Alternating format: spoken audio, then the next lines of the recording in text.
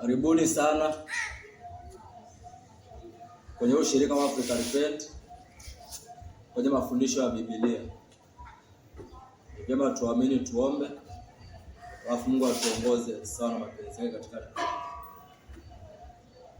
Mungu wa Abrahamu, Mungu wa Isaka, Mungu wa Yakobo, sifa na utukufu ni kwako Bwana, ukiwa katika mahali pako pa juu kwenye kiti chako cha enzi.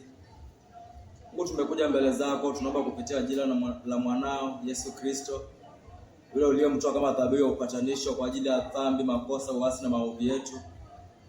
Bwana, tumeshuka ili Yesu akainuliwe Bwana, tumepungua ili yeye akaongezeke Bwana.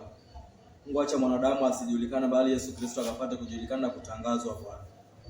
Naomba ukaweke mioyo yetu chini ili tukapate kupokea kutoka kwako kupitia mtumishi wako ambaye umeweka mbele yetu Samkanja.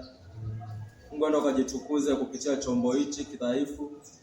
Enda ukazungumzie nasi kupitia neno lako. Acha likawe neno la kutujenga. Acha likawe neno la uokovu kwa wale ambao Kristo hajaumbika ndani ya mioyo yao. Acha likawe neno la kutakasa wale ambao tuko ndani ya Kristo tayari Bwana. Mungu, enda ukasamehe dhambi na makosa na uovu. Enda ukashughulikie mioyo yetu kwa pamoja. Na ni katika jina takatifu la Kristo tumeomba na hata kuamini. Amen. Amen.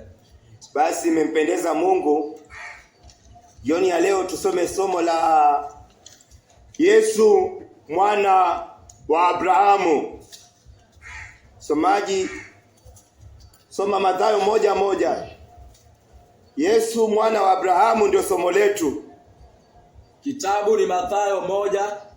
Mathayo sura ni ile ya kwanza, mstari wake ni ule wa kwanza.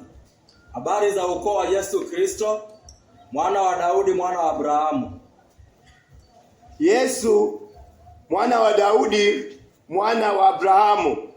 Leo tunalenga kuangalia Yesu ni mwana wa Abrahamu kivipi.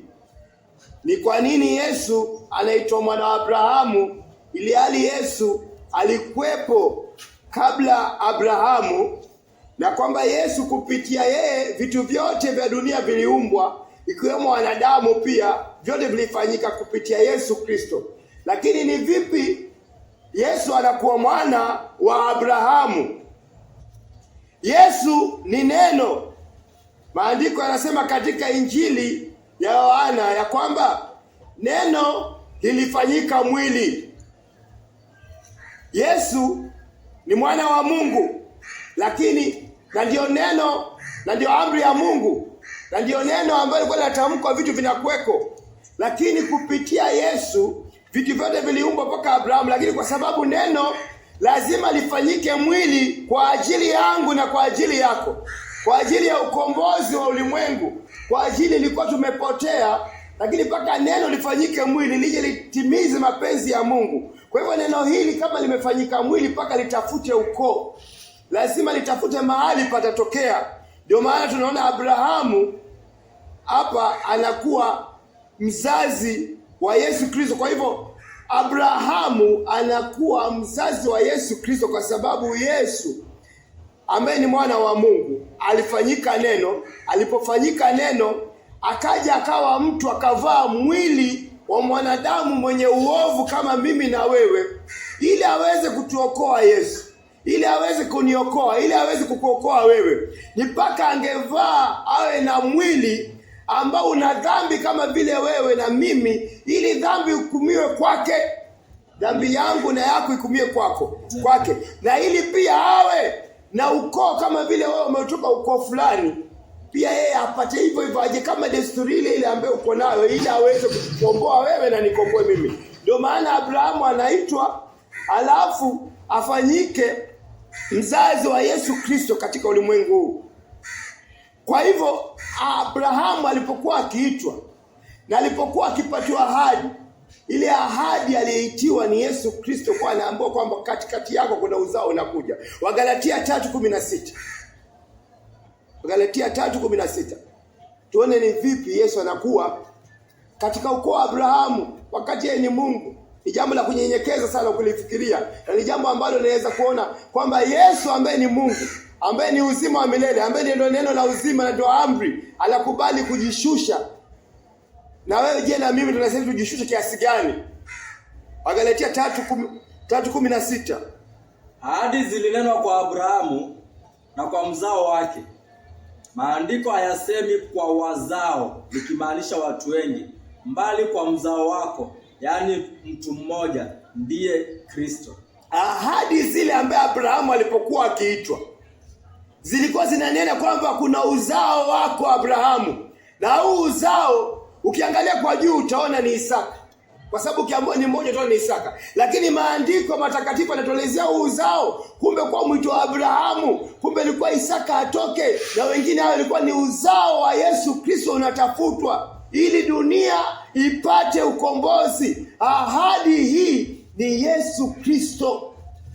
Kupitia njia hii ndio maana Abrahamu, baba wa imani, anakuwa amemzaa Yesu Kristo. Ndio maana somo letu leo ni kwamba Yesu mwana wa Abrahamu. Abrahamu ni baba wa imani. Yesu ni wokovu. Kila mmoja na ulimwengu mzima anajua Abrahamu ni baba wa imani kwa sababu ya kumwamini Mungu. Akakuwa baba wa imani kwa mataifa yote. Ndio mfano ambao tunaiga. Yesu naye yamaanisha wokovu. Soma katika Mathayo 1:21. Mathayo 1:21. Naye atamzaa mwana, naye Mariamu atamzaa mwana, nawe utamwita jina lake Yesu. Naye jina la huyo mwana ataitwa Yesu, kwa maana yeye ndiye atakayewaokoa watu wake kutoka dhambi zao. Maana ya jina Yesu ni kwamba ataokoa watu wake kutoka katika dhambi zao. Kwa hivyo amefanyika neno ambaye ni Mungu, mwana wa Mungu, kutoka kifuani kwa Mungu mwenyewe, akaja akafanyika, ambaye ni neno ambalo liliumba ulimwengu wote, ambaye ndio uzima wa milele, likafanyika mwili, alafu ili atimize hii akaitwa Yesu, ili aokoe watu walio wake. Wale ambaye atawaokoa walio wake, hataonea haya kuwaita ndugu zake, ili atufanye sisi ambao tumepotea kwa uzima wa milele tuwe ndugu zake, na sioni haya kwetu, ili atulete katika familia yake, ambapo atamzaa mwana amwite Yesu, ambaye ataokoa watu wake kutoka kwa uovu. Aniokoe mimi, akuokoe wewe. Ndio maana ya jina Yesu. Waebrania 4:12. Na hakuna wokovu kwa mwingine wowote. Wokovu uko kwa huyu ambaye alijishusha kiwango cha kwamba ana uwezo mkubwa, lakini akajishusha mpaka kiwango cha binadamu, avae mwili huu wa nyama, atafute ukoo, aje azaliwe na mwanamke, aje apitie yote kwa ajili yangu mimi na wewe. Wokovu uko kwake, hakuna kwingine wokovu. Ukitafakari ufunuo huo, utajishusha na utajua kwamba kweli Yesu ndio njia, hamna njia nyingine, maana hakuna mwingine asiyejishusha kiasi hicho. Waebrania 4 Matendo ya Mitume 4:8. Matendo ya Mitume 4:12. Matendo ya Mitume 4 mstari wake ni wa 12.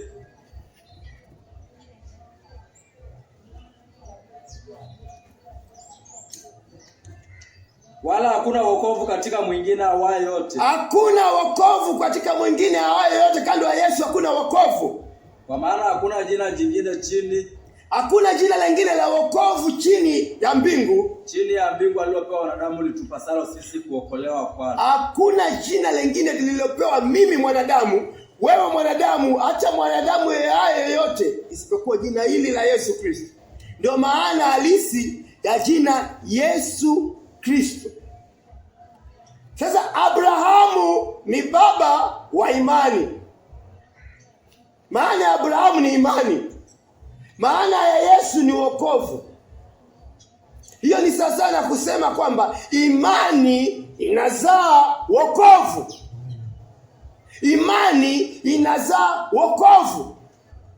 Kwa hivyo wokovu huu hauwezi kupatikana bila imani. Chanzo cha wokovu ni imani. Wokovu upo, lakini pasipo imani hakuna wokovu. Ili wewe upate wokovu ni mpaka uwe na imani. Ndio maana ukiona Abrahamu amemzaa Yesu, kwa akili zako, kwa moyo wako, ufahamu ya kwamba imani inazaa wokovu. Mpaka ufahamu ili kwamba imani inazaa wokovu. Abrahamu anaitwa baba wa imani sababu kupitia Abrahamu aliahidiwa katika Mwanzo 12 mstari wa kwanza mpaka wa 3. Kuna ahadi nyingi alipatiwa. Ahadi akaambiwa kwamba alipokuwa ameitwa, kitu cha kwanza Abrahamu hakukataa, alikubali mwito. Kama vile pia ukifananisha wakati Yesu anazaliwa, Mariamu alipokuwa ametokea akaambiwa kwamba wewe una neema, utamzaa Yesu Kristo. Hakukataa wala hakusita, alisema na iwe hivyo kwangu. Na akaendelea kuamini kwamba nguvu za Mungu zitaingilia na nitampata Yesu Kristo. Na Abrahamu vile kwa juu ya nchi, lakini alipoitwa hakusita. Leo mwenye dhambi yeyote aliye mahali hapa, mpaka uwe tayari na hiyo imani ndio ukubali, alafu imani hiyo kuleta katika wokovu. Mwanzo 12 mstari wa kwanza mpaka wa 3. Bwana akawa amemwambia Abrahamu. Bwana akawa amemwambia Abrahamu, ondoka kutoka nchi yako, toka katika nchi yako, uache jamii yako na nyumba ya baba yako, uende hadi nchi itakayokuonyesha. Mimi nitakufanya taifa kubwa, tafanya taifa kubwa, na nitakubariki, na atabarikiwa. Nitalikuza jina lako, jina litakuzwa, nawe utakuwa baraka. Atakuwa baraka. Nitawabariki wale wanaokubariki, watakaombariki Abrahamu watabarikiwa, na yeyote akulaanie nitamlaani. Atakayemlaani amejisababishia laana mwenyewe. Na kupitia kwako mataifa yote duniani yatabarikiwa. Kupitia Abrahamu mataifa yote duniani yatabarikiwa. Kupitia Abrahamu ndio mataifa yatabarikiwa. Kupitia imani mataifa yatabarikiwa, kupitia imani aliyokuwa Abrahamu. Mimi na wewe tuna imani kama hii. Imani ya kwamba Abrahamu alipoitwa aligeuka, akaacha masanamu alikuwa anayaabudu ya baba yake, tena akaacha maisha yake ya kale, akaacha uovu. Alipopata mwito, alisikia mwito, akageuka, akatupilia mbali mambo yote maovu, kwa sababu aliona anaabudu miungu ambaye iongei masanamu. Akaona yuko kimwili sana, akaacha mambo ya kimwili, akageuka, akatembezwa katika safari ya imani, akatembea katika wema wa Mungu mpaka akafikia kiwango, akafikia imani. Abrahamu alipoitwa hakukaa pale, alikubali, akageuka, akatupilia mbali kila uovu. Anaenda kila safari akitupilia uovu. Kusoma maandiko kuanzia mwito wa Abrahamu mpaka kila chapter inaelezea Abrahamu alikuwa anaenda akitupilia mbali, akitupilia hili mpaka akafika kiwango, akakutana na Mwenyezi Mungu, akafikia imani, akapata haki. Ndivyo ilivyo kwangu mimi na kwako, ya kwamba unapoitwa unageuka kutoka ile hali ulipo, unaacha uovu si anguko lako, alafu unatupilia mbali kila uovu. Unatembea katika safari, unapata hukumu, unahukumika yale matendo ambayo unafanya maovu. Unapata huzuni ambayo inakuhuzunisha kwa yale maovu unayofanya. Alafu unapata toba, unatembea katika toba ukitupilia uovu, kila aina ya uovu. Unachukia dhambi, unajua ni chukizo. Alafu unatembea katika toba iliyokamilika mpaka unafikia kiwango ya kwamba unafikia imani. Unazaliwa katika ulimwengu wa kiroho, napata imani. Kupitia hii imani hii ndio naambiwa imani kama hiyo ndio watu wa mataifa wameahidiwa kupitia Yesu Kristo, kupitia imani. Ndio maana naambiwa kupitia Abrahamu watu wa mataifa kama mimi na wewe, hakuna sababu yoyote, kila mmoja, kila kabila, kila dini wanapata haki hii, wanapata imani hii, wanapata ukombozi, wanapata baraka hii, ambaye baraka hii ni wokovu. Baraka hii ni wokovu. Ni kuna safari hapo ya kwamba ukishaambiwa uovu wako, unaamini kama Abrahamu. Abrahamu alipoamini aligeuka, alafu akaanza kutupilia, akaenda safari ikamfikisha katika imani. Na ndio mwito ambao tumeitiwa mimi na wewe. Ndio mwito ambao ameitiwa mtu yoyote katika ulimwengu, aisabike kuwa mwana wa Abrahamu, moja kwa moja na kuwa mwana wa Mungu kupitia Yesu Kristo. Wagalatia 3:6-9. Wagalatia 3. Ambao wale yoyote anafikisha imani kama ya Abrahamu, moja kwa moja na kuwa mwana wa Abrahamu. Kama wewe wokovu wako hauko sawa na Abrahamu, imani yako haijafikia Abrahamu, moja kwa moja mwana ibilisi. Kama wewe hujafikia kiwango hiki, wokovu wako ni vuguvugu, wewe ni mwana ibilisi. Wokovu ambao hujafika imani ya Abrahamu ya kutupilia mbali si wokovu. Toba ambaye haijafikia hapo pia si toba. Toba ambaye tupilie uovu mbali, ugeuki, si toba. Wagalatia 3:6-9. Wagalatia 3:6 mpaka mstari wake wa 9 tunasoma kwa uwezo wa Mungu. Amen. Kama vile Abrahamu alimwamini Mungu na ikahesabiwa kwake kuwa haki. Kama vile Abrahamu, hivyo hivyo kwa tumeelezea, ndio hivyo iwe kwako. Kama vile Abrahamu alimwamini Mungu na ikahesabiwa kwake kuwa haki. Ndio. Fahamuni basi kwamba wale walio na imani au ndio watoto wa Abrahamu. Wale walio na imani sasa na Abrahamu hao ndio watoto wa Abrahamu, alafu wanakuwa katika familia ya Yesu Kristo. Kama vile Abrahamu amezaliwa na Yesu, ndio hivyo inakuwa ukoo katika wa Yesu.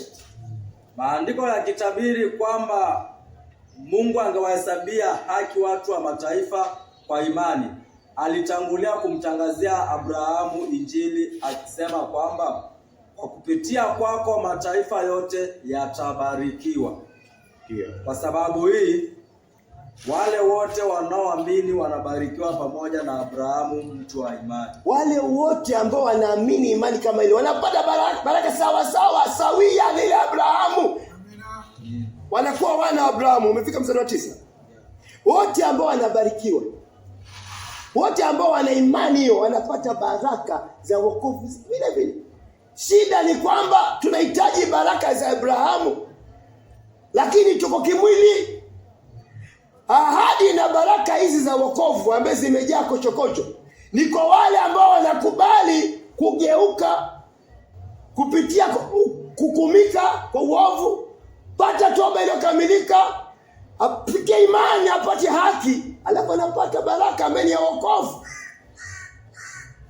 Ni lulu ambaye imejificha, ni dhahabu, ni kitu cha thamani ambaye kimejificha kiasi paka ukiingilia kwa undani. Kwa hivyo wale wote ambao wamepitia imani ya Abrahamu wanapata baraka sawia na hiyo. Na baraka hii ni Yesu. Baraka hii ni wokovu. Imani inazaa wokovu. Wagalatia 3:14. Baraka hii ambayo inaelezewa mahali hapa ni wokovu. Hakuna baraka kubwa ulimwengu mzima kuliko wokovu. Wengi waliokuwa na wokovu wanajua vizuri kwamba unaweza kuwa umepungukiwa na vitu fulani, lakini uko na wokovu na amani ambayo imepita kiasi. Unaweza kuwa na vingine vyote vya ulimwengu. Wokovu wako ukakuwa wewe una vya ulimwengu lakini hauna amani. Maana maandiko yanaweka waziwazi, uwekeze utajiri wako si wa ulimwengu, ni utajiri uliojaa uhusiano na Mungu. Uhusiano wako we tajiri na Mungu. Unaweza kuwa na utajiri wa dunia lakini hauna uhusiano tajiri na Mungu, unapotea tu. Wagalatia 3 mstari wa 14. Alitukomboa ili kwamba baraka aliyopewa Abrahamu ipate kuwafikia watu wa mataifa kwa njia ya Kristo Yesu, ili kwa imani tupate kupokea ile ahadi ya Roho. Ili kwa imani tupokee ahadi ya Roho. Ahadi ya Roho ni kuzaliwa kwa Roho. Uzaliwe na Mungu. Yaani Mungu ni Roho. Ile ahadi ya Roho, wewe uzaliwe na Roho, uwe mwana wa Mungu. Yaani ni wokovu.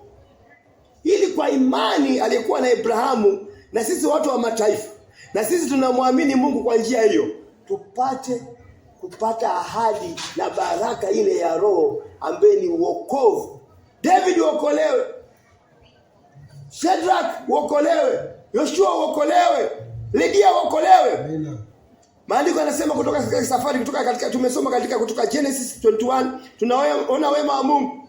Tunaona katika Yoshua, ukisoma utasoma kwa wakati mwingine, Yoshua 24:2. Yoshua anaelezea vizuri ya kwamba Abrahamu na baba yake Tera ng'ambo ya mto Efrati alikuwa anaabudu masanamu, alikubali kugeuka.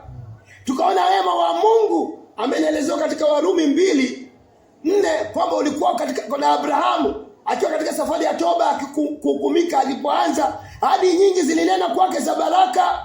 Utajiri mwingi alikuwa anaandamana nao, ngaja alikuwa hajafikia imani, ilikuwa bado anaendelea katika safari hiyo. Mungu pia akampigania ndoa yake alipokuwa katika nchi ya Misri, ingawaje alikuwa hajafikia imani, lakini mwema wa Mungu ulikuwa juu yake. Ndivyo ilivyo uko katika safari ya kumtafuta Mungu, safari ya kufikia imani. Huwa kuna wema, usikudanganye kwamba umefikia imani.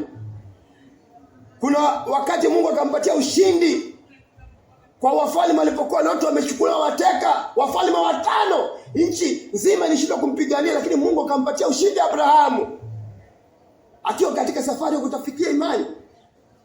Abrahamu pia alihubiriwa na Mungu mara kadhaa kufikia imani. Safari hii ya kufikia imani ya Abrahamu ilikuwa safari ambayo ilikuwa na safari fulani kilikuwa hapo. Si jambo la kuchukua na ugeuke leo kwa leo. Inawezekana ukafanya, lakini usidanganyike, paka uwe makini sana. Usione wema ukadhani umefikia, paka uchunguze moyo wako vizuri kwamba ufikie. Imani inazaa, lakini imani iliyokamilika. Kuna wakati hata hofu ilikuwa imemjaa Abrahamu. Mungu akamwambia toa hofu katika Genesis 15, toa hofu. Abrahamu hakuendelea kuabudu masanamu. Imani huzaa wokovu. Waefeso 2 mstari wa 8. Waefeso 2 mstari wa 8.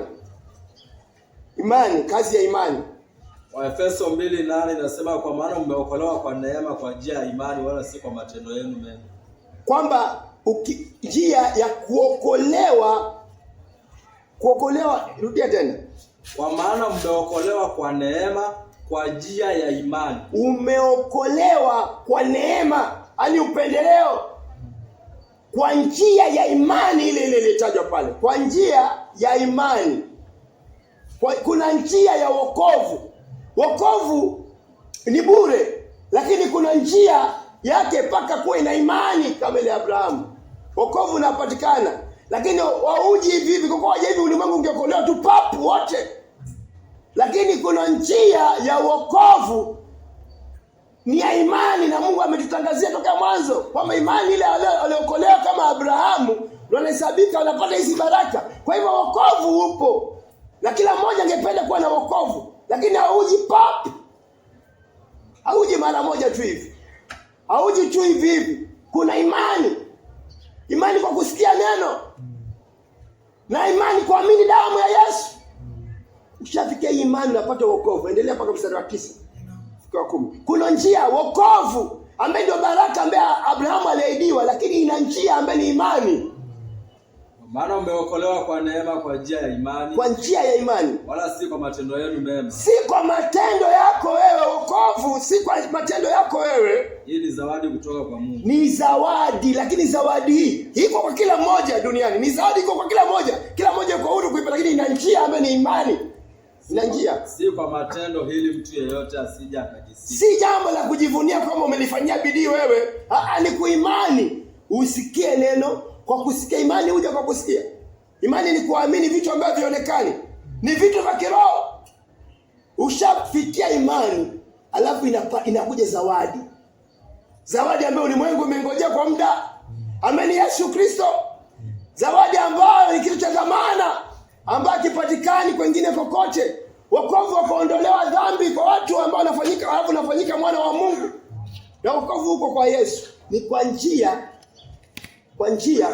ya imani. Kwa hivyo mpaka uwe na imani kama ile ya Abrahamu, alafu ushafikia hiyo imani, unapatia zawadi ambaye ni ahadi ya Roho. Ikishakamilika hivi viwili, yaani Waefeso 2:8 ifanyike na 9 ifanyike, alafu tutajuaje hivi vimekamilika? Kuna matokeo, mstari wa 10. Kwa maana sisi ni kazi ya mikono ya Mungu tulioumbwa katika Kristo Yesu, ili tupate kutenda matendo mema ambayo Mungu alitangulia kuyaandaa tupate kuishi katika hayo. Ukishafikia imani, alafu Mwenyezi Mungu akupatie zawadi ambaye ni wokovu, moja kwa moja anachukua kazi yake, kazi ya Yesu Kristo, kazi ya Mungu iko ndani yako, anaiweka ndani yako. Kazi hii ambayo kabla kuumbwa kwa ulimwengu ilikuwa kazi ya Mungu ipo. Kabla hujaokolewa, ni kazi iko tayari ya Roho. Roho yuko kabla hata mtu hajaokolewa, na kazi ya Roho iko tayari. Kwa hivyo ni zile kazi ambazo zilizo tayari unawekewa, unazifanya. Ukiona kwamba hizi kazi za Mungu hazipo, moja kwa moja imani yako si ya Abrahamu, moja kwa moja hujapata zawadi ya mbinguni. Jichunguze. Na huwezi kupata hizi kazi kabla hujakuwa na imani na hujapata zawadi ya wokovu. Mpaka zifanyike imani ya Abrahamu, alafu upatiwe zawadi ya mbinguni ambayo imetoka mbinguni, ndio kazi ya Mungu inakuwa hapo. Anasema tutamjua katika kazi. John 14:10. Yesu anasema kazi, ufalme wa Mungu kuna kazi. Zipo kazi za Mungu. John 14:10.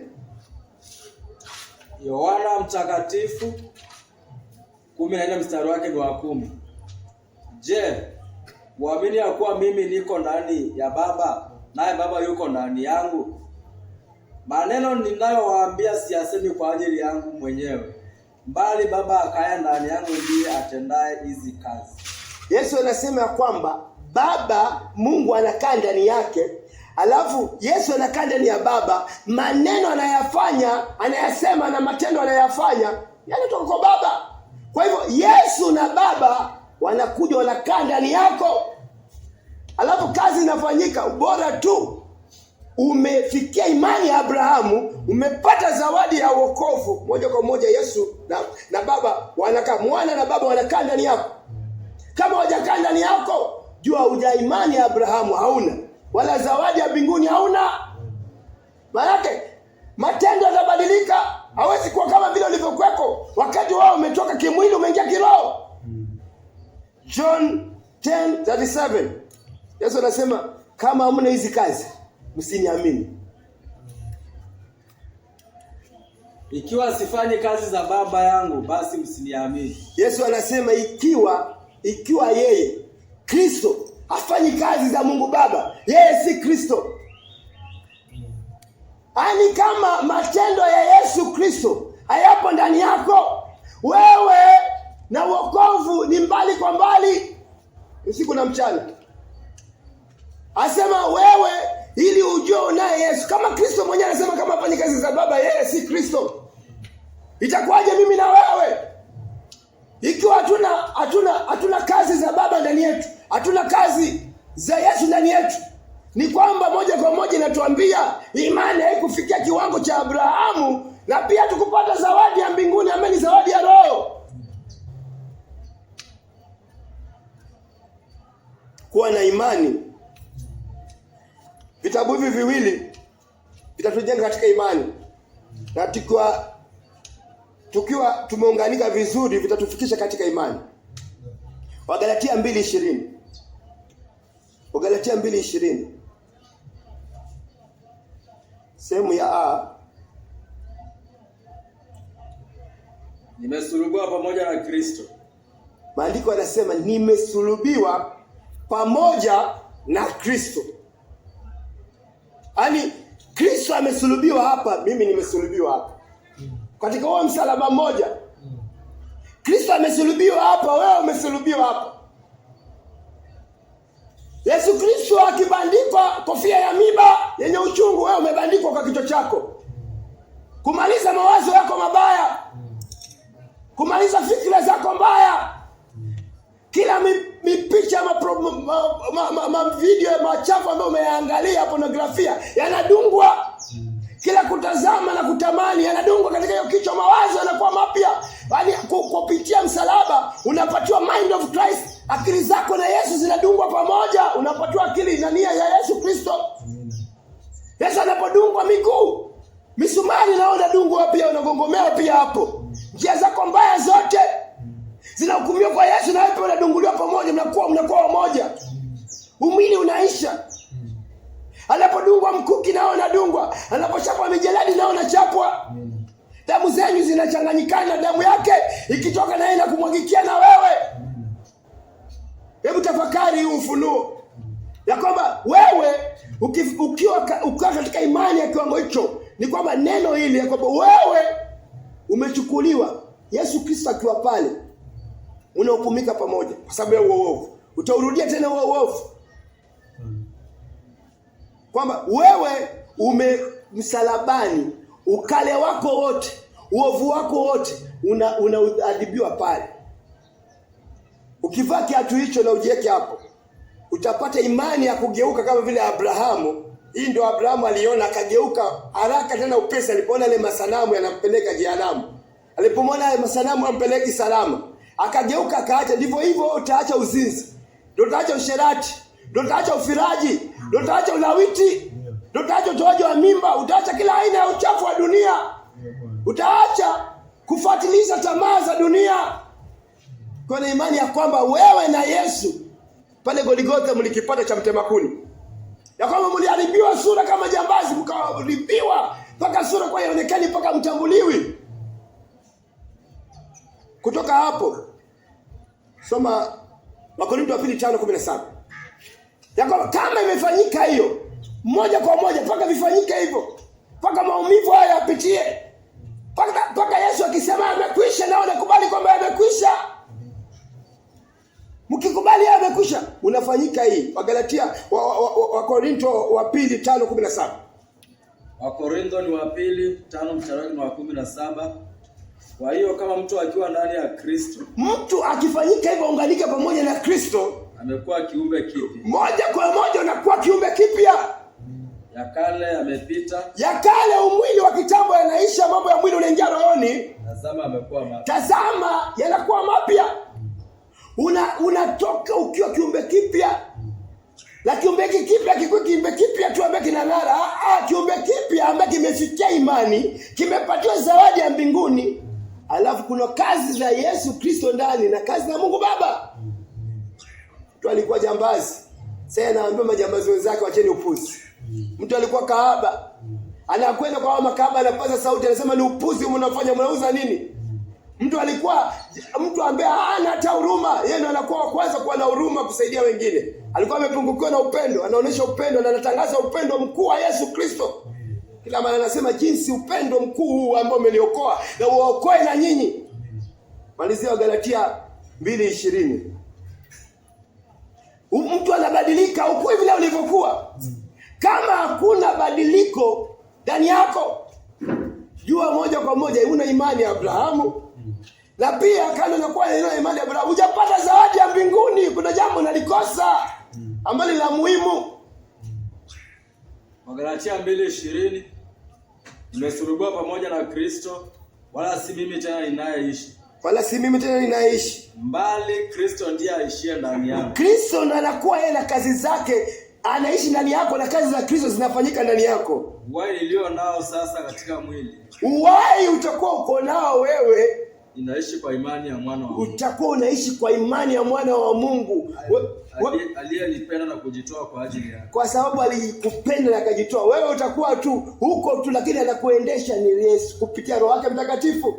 Amina. Anakuendesha katika zile njia ambazo Yesu alipitia. Pale Yesu alikanyaga, unakanyaga. Pale hapo ukanyaga, unapaacha. Unajua mipaka ya kwa Yesu. Unaacha uovu. Unajua maovu ni kwa yule muovu ambaye ni Yesu, ni shetani. Unafuata ya Yesu. Yesu baada ya kukanyaga ukanyaga. Hakufanya uzinzi Yesu, huwezi kuwa mzinzi. Hakuwa mlagai, hakunyang'anya Yesu. Yesu hajainyang'anya, Yesu hajaua. Au kwa hata ukienda kuhubiri unahubiri upendo. Haulazimishi mtu kwa Mkristo, hata ukikosa kwa Mkristo nitakuua. Haijatokea hata mahali pamoja. Hadi Mkristo kukosa kwa Mkristo na uawa. Haijaitokea. Yesu si muuaji.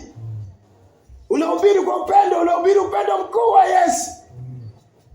Kwa kufikia nguvu za Roho Mtakatifu watu wanaokoka wenyewe. Maandiko yanasema katika Warumi 6:6. Warumi 6:6.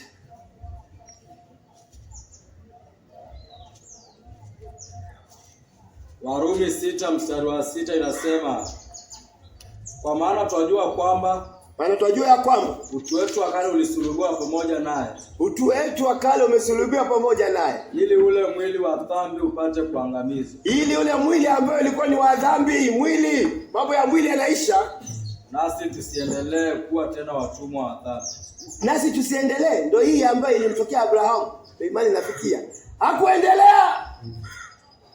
Usiendelee, unageuka na kuacha. Uli tusiendelee tena kuwa watumwa wa dhambi. Warumi 5:1. Kitabu ni Warumi sura ya 5 mstari ule wa kwanza. Kwa hiyo kwa kuwa tumekwisha kuhesabiwa haki kwa imani. Ukishafanyika pamoja na Yesu ile kazi ya Golgotha pale msalabani, mnakuwa pamoja na yeye kwa imani. Tuna amani na Mungu kwa njia ya Bwana wetu Yesu Kristo. Mnaweka peace ile ambayo imekuwa imelost. Ile amani kwa imepotea wewe na Mungu. Ile damu ya agano la kwamba wewe na Mungu mnapatana tena. Damu ya Yesu ni agano, inatupatia kuwa na amani na Mungu, tunapatana, ni upatanisho. Mstari wa 9.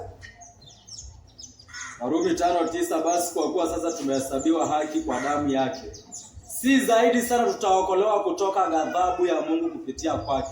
Ni kuwa na imani kwa damu ya Yesu Kristo. Hakuna damu nyingine, si damu ya kondoo. Damu ya kondoo ilikuwa kila mwaka, ni damu ya Yesu Kristo inafanyika once. Na unapata amani. Asema damu hii ni ya dhamana kuliko ya kondoo. Kupitia kwa damu ya Yesu Kristo, ambayo ni damu ya agano. Kupitia damu hii na nafikisha mtu katika imani ya Abrahamu. Nafikisha mtu katika imani ya Abrahamu. Unafanyika mwana wa Abrahamu moja kwa moja, unakuwa mwana wa Mungu. Kama vile Abrahamu, Mungu mwenyewe anajivunia Abrahamu. Anasema kwamba anamwambia Musa, mimi naitwa Mungu wa Abrahamu. Nenda kawaambia Israeli, mimi naitwa Mungu wa Abrahamu. Imani kama hiyo. Mungu anakuwa na ujasiri wa kusema wewe ni Mungu wake, wewe ni mwana wake. Anasema mimi naitwa Mungu. Mungu anayeombwa na Daudi. Mungu anayeombwa na Benjamin.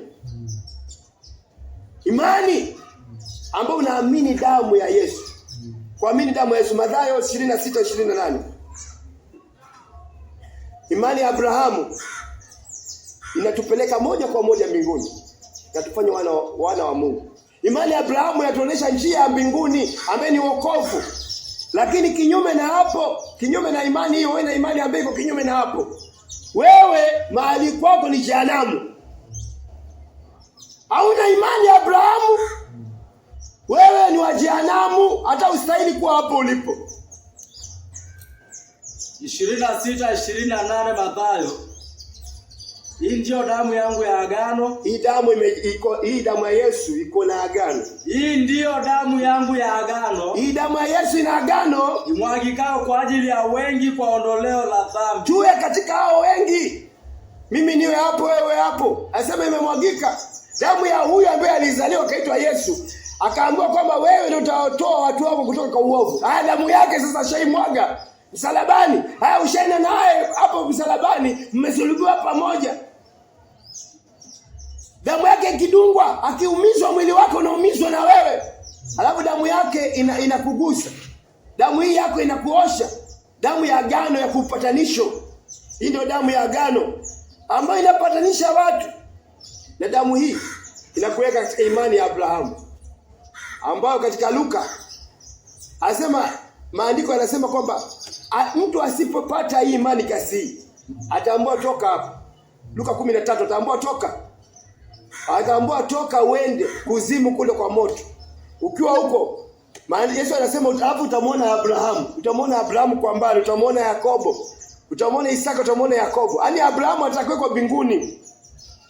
Tena hata katika pia Luka 16 pia Tunaona Lazaro na yule tajiri walipokuwa tajiri amekufa kaenda kuzimu, Lazaro akachukuliwa moja kwa moja akapelekwa kifua cha Abrahamu, kwamba huyu alikuwa na imani sahihi na Abrahamu.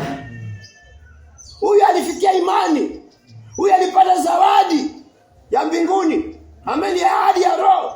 Afu huyu alifua na matendo ambayo yalikuwa ya Yesu Kristo, na matendo ya Yesu Kristo ni ya Mungu. Ndio maana akachukuliwa akapelekwa kule. Imani ya Abrahamu inatufikisha hivyo. Ule tajiri hakuwa na imani yoyote, alikuwa wanasa. Alikuwa na imani kinyume ya dunia. Huyo kuzimu.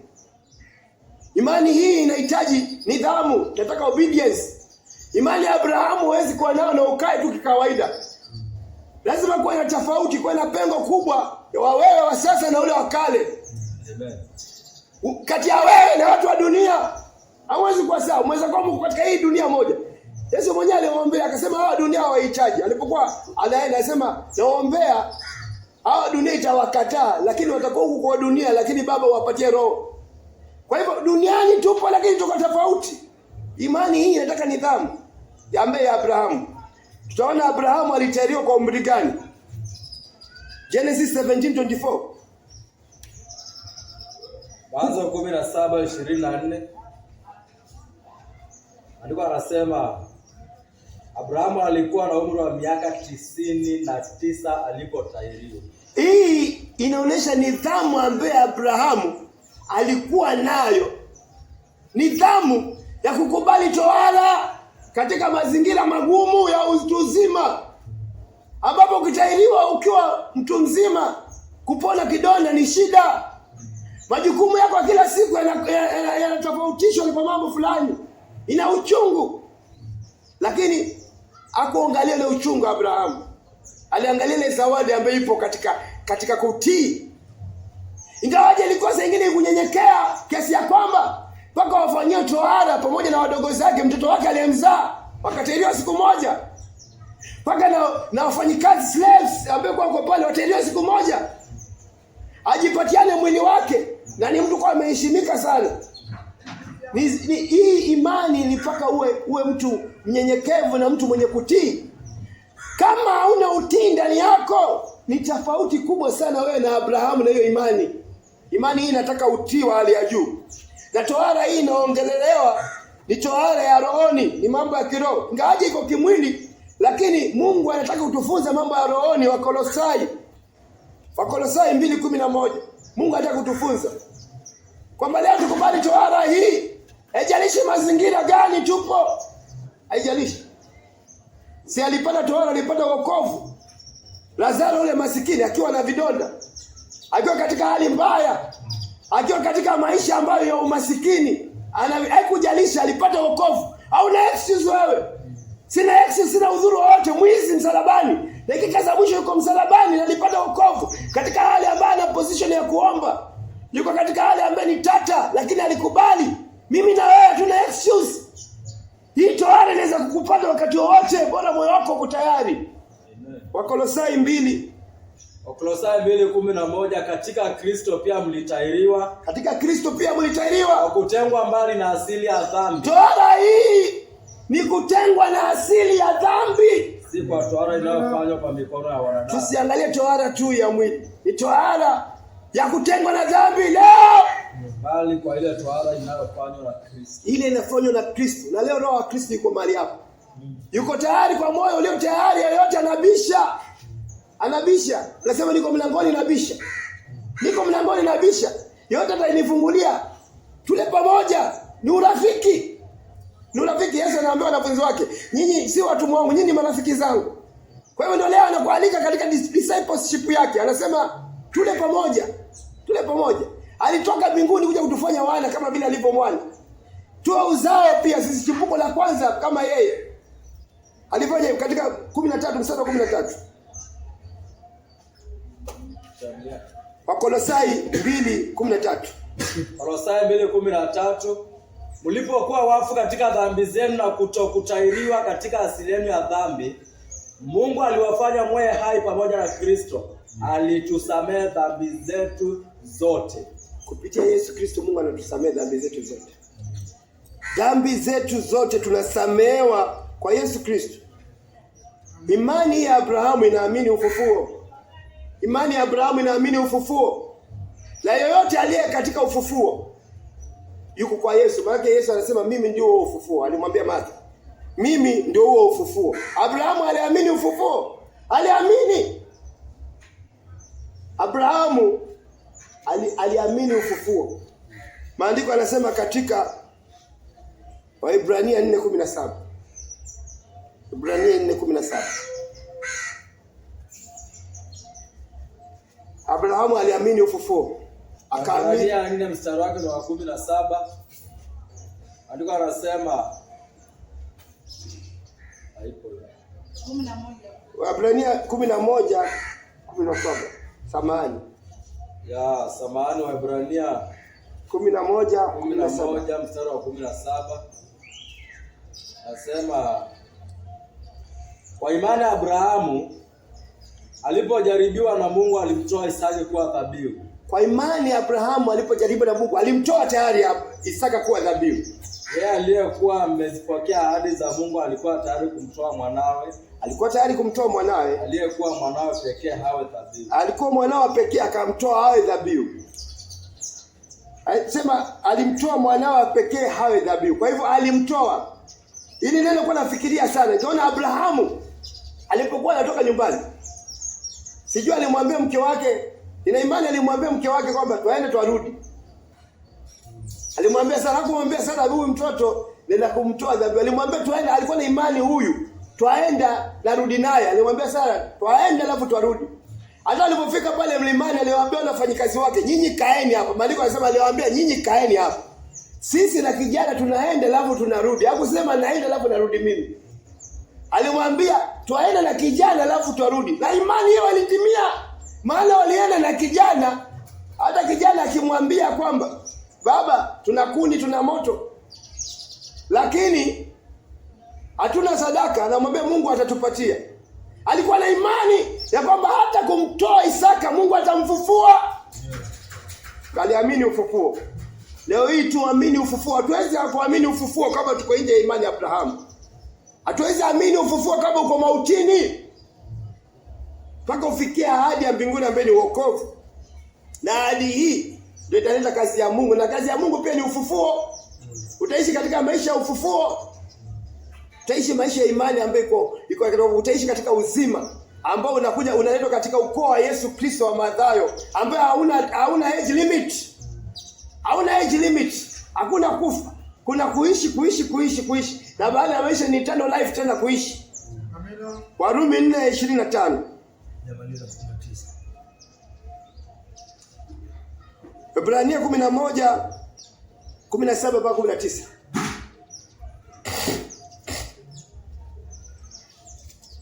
Waebrania 11 mstari wa 19.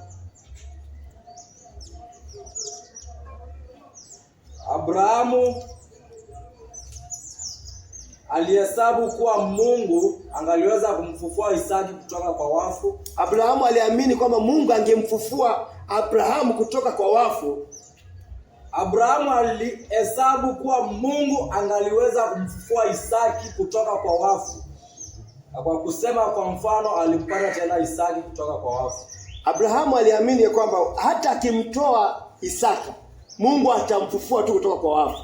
Na huu ukakuwa mfano wa kwamba alimtoa Isaki, aliamini kwamba nishamtoa Isaki, sasa tumerudi hivi, huyu si Isaki yule, huyu ni Isaka ambaye amekufa na ashafufuka huyu. Ndio mfano wa Yesu Kristo. Amina. Kufa na kufufuka. Ndio mfano wangu mimi na wewe. Tuamini ya kwamba tumeizika ya kale, tumekuwa kiumbe kipya. Ukisha katika imani utajua siku yoyote kwamba uko katika ufufuo.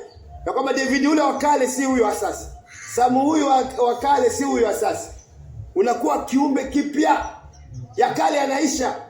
Abrahamu aliposhuka, alikuwa na imani, alimwambia tena wakifika tena utumishi, alimwambia huyu si Isaka yule, huyu ni Isaka mwingine. Labda kwa ile akifika labda pia na mke wake, huyu si Isaka yule. Ambaye Sara elewe, ambaye huyu si Isaka yule.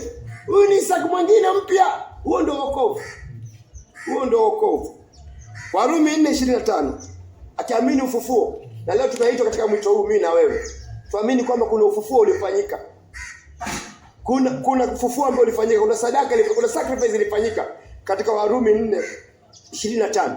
Kiamini hivyo na kuwa katika imani hiyo. Warumi 4:25 inasema Kristo alitolewa hafe kwa ajili ya dhambi zetu. Amini kwamba Kristo alitolewa hafe kwa ajili ya dhambi zangu na zako. Naye alifufuliwa kutoka mauti ili tuhesabiwe haki. Na alifufuliwa kutoka kwa mauti ili mimi na wewe tupate haki. Tupate wokovu. Haki ni wokovu. Ili tufanyike wokovu. Bila Kristo kufanyika hivyo hakuna wokovu. Hiyo ndio imani unastahili uamini katika ufufuo. Vile vile Isaka alitolewa kafa alafu akarudi na Isaka ambaye mwingine. Ndio hivyo hivyo Kristo alitolewa alafu akafufuka. Ndio hivyo hivyo ufikie imani kwamba ufe alafu hiyo si wewe tena unaishi, wewe ulionao ni wa Kristo. Ishi kama vile Kristo anavyopenda. Imani hii ilimfanya Abrahamu haitwa rafiki. Haitwa rafiki wa Mungu. Yakobo 2:23. Yakobo 2:23. Awe rafiki ya Mungu.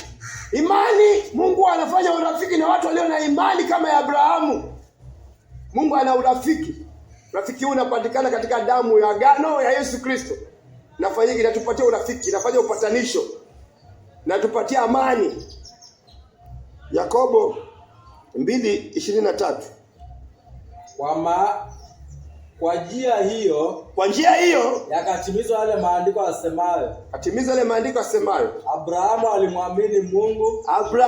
alimwamini Mungu. Na ikahesabiwa kwake kuwa haki. Ikahesabika kuwa haki kwake. Naye akaitwa rafiki wa Mungu. Moja kwa moja Abrahamu akapata wokovu. Akafanyika rafiki wa Mungu. Mimi na wewe hivyo hivyo leo tufanyika rafiki wa Mungu. Rafiki wa Mungu anafanya nini? John 15:14. Kwa rafiki wa Mungu ni kutii. Kuna utii wa amri zake. Mungu ana mbadala wa amri zake. Hakuna chochote, hakuna mbadala hata hapa, lakini hizi ni commands ambazo ziko straight. Hazina mbadala, hakuna kuzipinda. Mungu akitoa yake, hakuna negotiation. Ni hakimu ambaye hataki mahali ambapo watu unaletwa lawyer na kutetea. Yesu Kristo ambaye ndio lawyer mwenyewe ndiye alikuja akasema hizi amri mpaka zifuatwe. Yohana 15:14. Ninyi ni rafiki zangu. Nyinyi ni rafiki. Huyo ambaye ndio anakutetea yuko mkono wa kuume anakutetea, huyu kule ndio angekutetea. Anakuambia nyinyi mkitaka urafiki ndio huu. Fanyeni nini? Ninyi ni rafiki zangu mkifanya ninayowaamuru. Nyinyi mkifanya yale yanayoamuriwa, nyinyi ndio kuna urafiki. Yaani hii damu nawapatia, alafu hii damu ndio inawezesha kufuata amri zilizoamuriwa. Kando na hapo hakuna urafiki. Abrahamu alifanyika rafiki wa Mungu. Alifuata maagizo yote ya Mungu. Hakuwa na Mungu mwingine. Hakuwa na masanamu aliacha. Hakulitaja jina la Mungu bure. Sabato alifuata. Abrahamu alikuwa mtiifu kwa sababu hata alipoitwa alienda kawaelezea. Kwa sababu kuna waliandamana naye, Tera aliandamana naye, alikufia njiani. Kumaanisha alitia akaenda kawafuata, kwa watoka hivi tu. Alitoka kaelezea Tera, ndio maana Lot pia akatoka na yeye. Lazima alielezea, alikuwa mtiifu kwa wazazi. Abrahamu alikuwa mtiifu ndio. Abrahamu akageuka kutoka katika uwaji. Akaacha wizi. Abrahamu hakushuhudia uongo. Hakutamani cha mwingine. Hakuwa na mambo yote kinyume na amri. Ndio hivyo mimi na wewe leo ni mwito tunaitwa tuwe marafiki wa Mungu. Na tusifuate amri za Mungu. Uhimidiwe, utukuzwe, upewe sifa Mungu wa Abrahamu, Mungu wa Isaka, Mungu wa Yakobo, Mungu uliye juu sana, uliye mtakatifu. Baba, tunasema asante kwa ajili ya neno lako. Tunasema asante kwa jinsi ambavyo umemtumia ndugu yetu hapa Sam kama chombo chako Bwana. Mungu, naomba uzidi kumtumia zaidi na zaidi, zidi kujitukuza kupitia nafsi yake. Kwa kuwa hakika mambo yote yanatendeka kwa mapenzi yako Bwana. Unatuosha na dhambi na kututuma tena ili tupate kumwakilisha Kristo katika ulimwengu ambao umejaa giza totoro, ili nuru ikapate kuangaza Bwana kupitia wale ambao umewatakasa na kuwaosha kwa damu ya Yesu Kristo. Mungu, nasema asante kwa ajili ya hili neno. Nasema asante kwa ajili ya kila mmoja ambaye ameweka moyo wake chini akapata kusikia. Nasema asante pia kwa ajili ya nafsi yangu kwa kuwa nimefundishika Bwana. Mungu, naomba ukazidi kunena nasi, zidi kututoa uchafu, zidi kututakasa, zidi kutuosha. Na zaidi Mungu, kwa wale ambao hawajamwamini Yesu Kristo hapa na hata Mbeya na hata kwenye mitandao yote ambayo atasikia huu ujumbe, acha ukawa ujumbe wa kuweka kiburi chini na majivuno na ujeuri. Acha ukawa ujumbe wa kuweka unafiki chini Bwana, ili tukapate kujichunguza. Na kama kweli mtu anatembea katika njia za ibilisi shetani Bwana, akapate kung'ang'ana kubisha ili akapate kuzaliwa mara ya pili katika ukoo wa Yesu Kristo, ukoo ambao hauna mwisho Bwana. Mungu mtakatifu Bwana, ndio katusaidie Bwana. Ndio kasamehe dhambi na makosa Bwana. Ndio ukaumbike katika moyo wa Lydia, moyo wa David, moyo wa Joshua, Benjamin na hata Shadrach. Moyo wa kina Faraja, hata mama Baraka na wengine wote, hata Salome, Jetruda Bwana, na hata kina Ashley Makena na hata Kevin Bwana. Ndio kaubike katika moyo mmoja ambaye moyo wako uko tayari kupokea neno lako na kulitii na kulitunza Bwana, kutembea katika njia ya utakatifu Bwana. Yesu, ndio kajitukuze Bwana, kwa kuwa ulidhihirishwa ili uangamize kazi za ibilisi Bwana. Yesu, naamini pale Kalvari Bwana ulishinda. Naamini uliposema imekwisha Bwana, ulitamatisha kila kitu Bwana. Ulimalizana na laana Bwana pale msalabani. Ulimalizana na dhambi ya Adamu Bwana, maovu ambayo ni matunda ya ile dhambi Bwana, uasi na makosa zote. Uliposema imekwisha Kristo, ulimaanisha kweli mwanadamu ametakasika, amesafishwa na amefanywa upatanisho kupitia mwili wako. Mungu, ndio ukapeana ufunuo wa damu ya mwanao Yesu Kristo, jinsi ambavyo ilisafisha dhambi pale Kalvari. Ndio ukapeana ufunuo wa mwili wa Yesu Kristo, jinsi ambavyo dhambi ya mwanadamu katika ulimwengu wote ilihukumiwa pale, ili mwanadamu akafanywa upatanisho Bwana. Mungu, ndio kaweke mioyo yetu chini Bwana. Mungu, ndio katusaidia hakika. Acha tukaone mkono wako wa rehema Bwana. Tafadhali ndio kaponye magonjwa ya dhambi na hata magonjwa ya mwili. Na ni katika jina takatifu la Yesu Kristo tumeomba na hata kuamini. Amen. Sasa